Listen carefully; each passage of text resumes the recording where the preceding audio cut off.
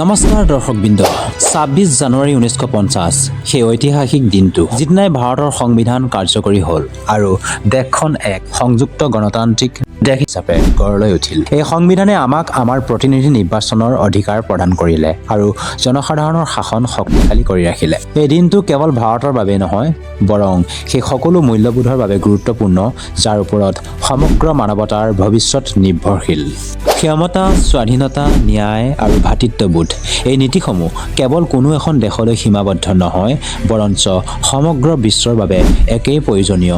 এই মূল্যবোধসমূহৰ বাস্তৱ অভিজ্ঞতাৰ আগতেই সন্ত কবিৰ দাসে প্ৰদান কৰিছিল।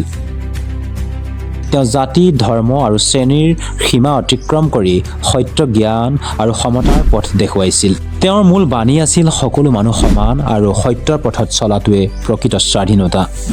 প্ৰায় ৫০০-৮০০ বছৰৰ পূৰ্বে ১৫৭৫ খ্ৰীষ্টাব্দত উত্তৰ প্ৰদেশৰ মগহৰ গাঁৱত সন্ত কবিৰে সত্যলোকলৈ গমন কৰিছিল। এয়া কেৱল এটা সিদ্ধান্ত নহয়, বৰঞ্চ মানৱতাৰ বাবে সত্য আৰু শান্তিৰ বাৰ্তা প্ৰদান কৰা এক ঐতিহাসিক মুহূৰ্ত আছিল। আৰু সেই সময়ৰ পুৰোহিতসকলৰ দ্বাৰা প্ৰচলিত মিছা বিশ্বাসৰ বিস্তাৰ ৰোধ কৰাৰ এক মহান পদক্ষেপ আছিল। এই পবিত্ৰ স্মৃতিত নিৰ্বাণ দিৱসৰ শুভ উপলক্ষে বিশ্বগুৰু আৰু আধ্যাত্মিক পথ প্ৰদৰ্শক সন্ত ৰামপালদেৱ মহাৰাজৰ সান্নিধ্যত অমৰ গ্ৰন্থ চাহিবৰ ৩দিনীয়া অখণ্ড পাঠ ২০২৬ চনৰ ২৭ৰ পৰা ২৯ জানুৱাৰীলৈ অনুষ্ঠিত হ'ব। এই সময়ছোৱাত ভাৰতসহ বিশ্বৰ বিভিন্ন দেশত থকা ১৩খন সতলোক আশ্ৰমত বিশাল ভোজ আয়োজন কৰা হ'ব।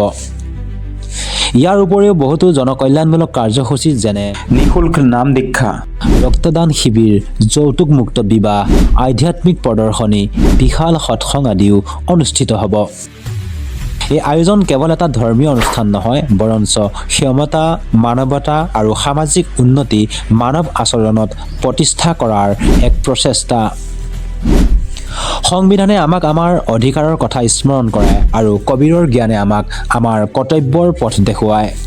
এই মহান অনুষ্ঠানৰ স্থান হৈছে সতলোক আশ্ৰম, ধনানা, জিলা সোনিপত, হাৰিয়ানা। পৃথিৱীৰ প্ৰতিখন দেশ, প্ৰতিটো সমাজ আৰু প্ৰতিজন মানুহক সতলোক আশ্ৰমৰ হৈ ডেইলি ইনচাইট নিউজৰ তৰফৰ পৰা এই মহান অনুষ্ঠানলৈ আন্তৰিক আমন্ত্ৰণ জনাইছোঁ। আহক এই দিনটোৰ পৰা প্ৰেৰণা লৈ কবিৰৰ সত্য জ্ঞান গ্ৰহণ কৰি এক শান্তিপূৰ্ণ, সন্মানজনক আৰু সচেতন বিশ্ব গঢ়াত অংশীদাৰ হওঁ। আজিলৈ ইমানেই। নাৰায়ণ পাটৰে বিদায় লৈছোঁ। পুনৰ লগ পাম অন্য এক নতুন তথ্যৰ সৈতে।